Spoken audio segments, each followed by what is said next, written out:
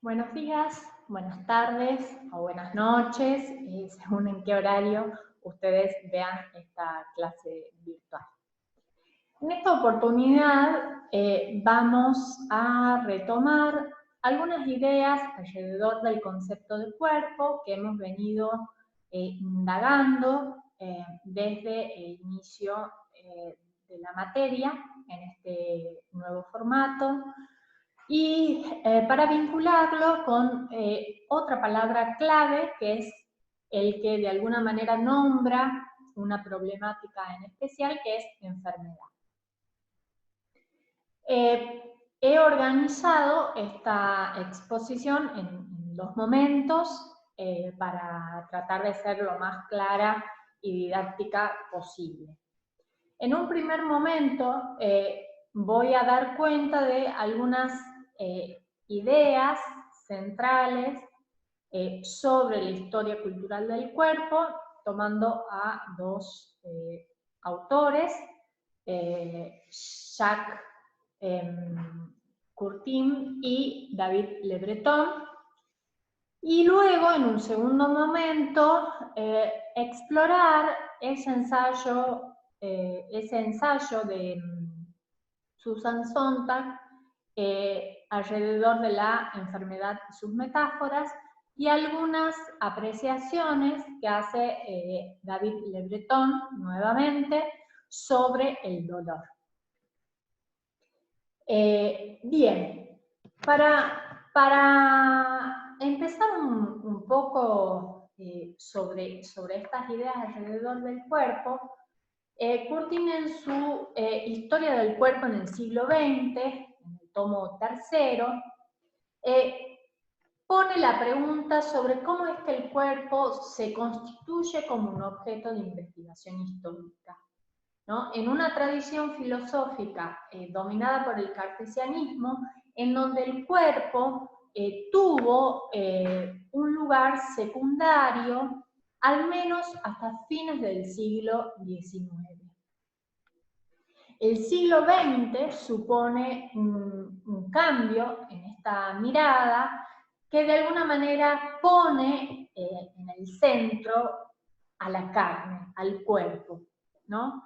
El cuerpo es inventado, construido teóricamente, con autores insoslayables como Freud o Ponty, y además el campo de la antropología luego de la Primera Guerra Mundial.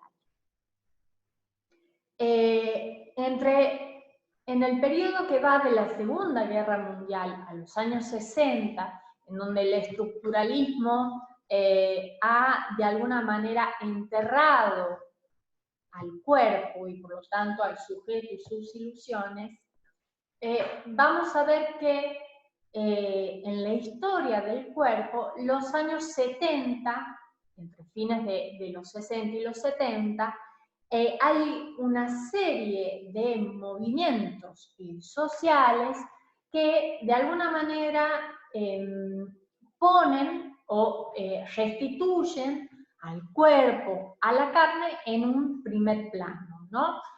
Pensemos en el movimiento de las mujeres, con ese lema de nuestro cuerpo nos pertenece, discutido, ¿no? Polémico hasta el día de hoy, con los movimientos de homosexuales, por ejemplo, o el movimiento negro, que supone una lucha por derechos hasta el momento no reconocidos. Entonces, ese cuerpo visto como el espacio de la opresión, tanto por las estructuras como los discursos del poder, se convierte en un instrumento crucial de liberación y la promesa de una revolución. En esos años, o a partir de esa década, de los años 70, el cuerpo se convierte en el lugar central de los debates culturales, con otros autores, yo solo voy a nombrar los que me parecen más representativos, como Foucault o Elias.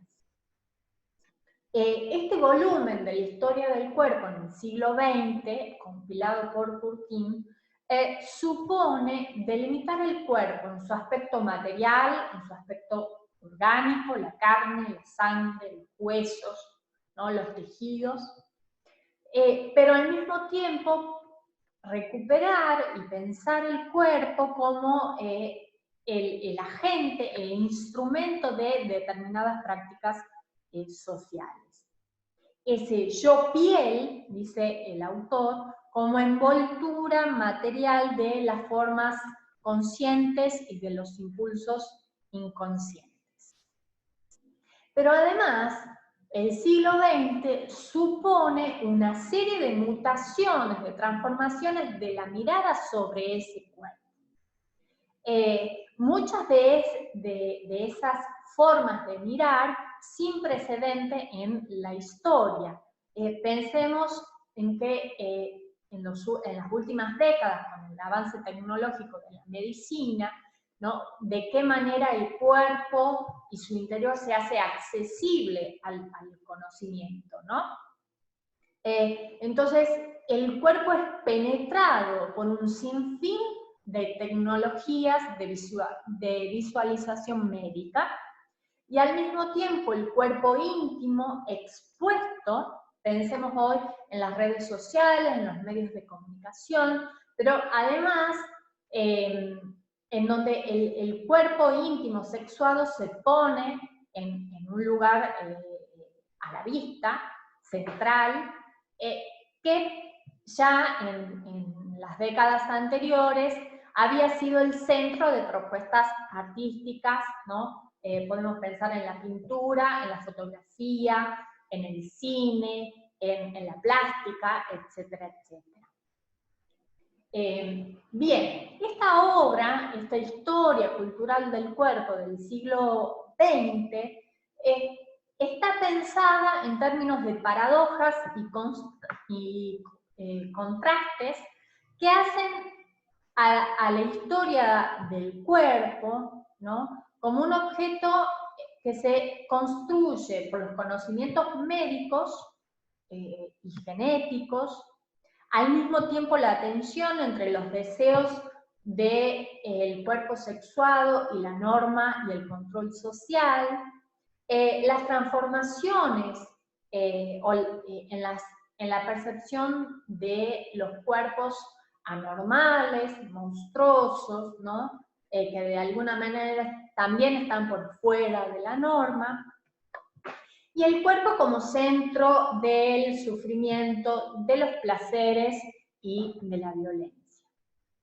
Preguntarse por el cuerpo, reconocen los autores, es preguntarse por lo humano, ¿no? Esta idea también está muy presente en David Le Breton, que vamos a ver en unos minutos más adelante. Bien, ahora, David Le Breton, en uno de sus libros, ¿no? Tiene una obra muy vasta, de muchos años de trabajo desde la antropología, que tiene el cuerpo en el centro de sus investigaciones. En su libro Antropología del cuerpo y la modernidad, traducido al español en el 2002, el autor pretende explorar e investigar un cierto número de prácticas, de discursos, de representaciones e imaginarios alrededor del cuerpo en la modernidad. Ese cuerpo que es también una marca de lo identitario, ¿no? Pensando también la relación de cuerpo, rostro e identidad. David Le Breton piensa, ¿no? Que la existencia es ante todo corporal, ¿sí? Ahora bien, las representaciones del cuerpo, los saberes del cuerpo, son tributarios dependen de un estado social, de una visión del mundo, de una definición de persona y de una construcción simbólica también. En las sociedades occidentales podemos notar, bastante evidente, que hay una formulación del cuerpo en términos anatómicos y fisiológicos, ¿no? Que proviene de los campos disciplinares de la biología y la medicina. Se trata de una representación que permite al sujeto hablar en términos posesivos de mi cuerpo, ¿no?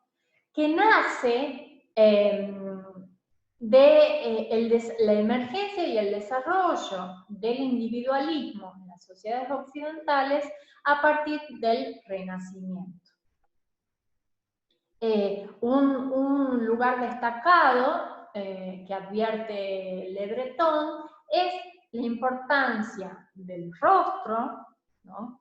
Que tiene una dimensión única en el siglo XV, en el retrato renacentista, ¿no? Es fuente de inspiración de la pintura, pero al mismo tiempo el rostro también es marca de la diferencia y de la identidad, ¿no?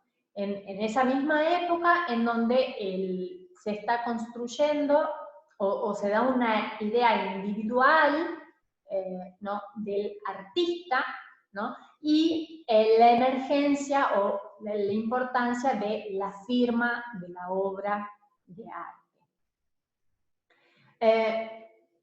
En el siglo XV, además, en Italia, en las universidades de Padua, Venecia y Florencia, se realizan las primeras disecciones oficiales del cuerpo humano con Andrés Vesalio, ¿no? Esta es una ilustración de sus dibujos anatómicos, ¿no? Vemos la carnadura, ¿no? De esa idea de cuerpo, el esqueleto, los músculos, ¿no? Y supone un momento crucial de ruptura entre lo humano y el cuerpo.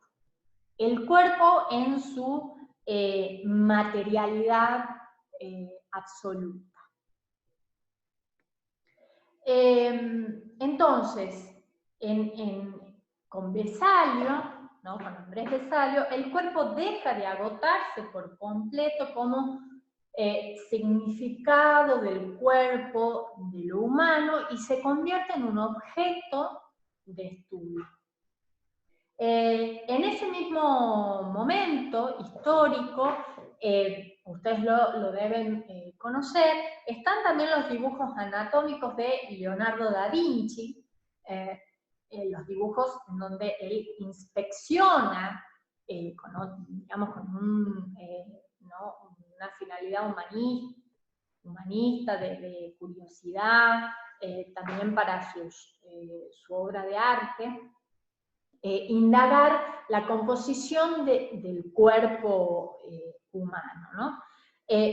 A diferencia de Vesalio, que es como el padre fundador de la anatomía, la obra de Leonardo da Vinci permanece oculta, ¿no? Y aparece o se conocen entre el siglo XVIII y el siglo XIX. Pero lo traemos a colación porque de alguna manera suponen una misma apreciación, ¿no? Alrededor del cuerpo humano.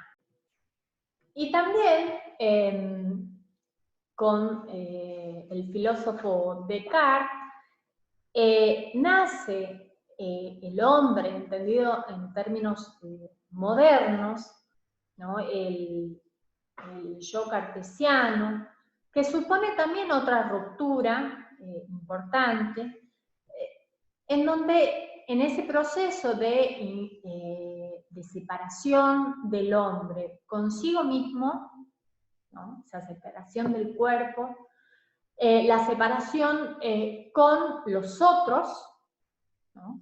Y una separación, una escisión con el cosmos, con la naturaleza. Finalmente, estos avances sobre el conocimiento del cuerpo humano también suponen una construcción del conocimiento que va a ser patrimonio de los especialistas, del saber biomédico, ¿no? Y de alguna manera el rechazo o la marginación de los conceptos o los saberes populares alrededor del cuerpo humano.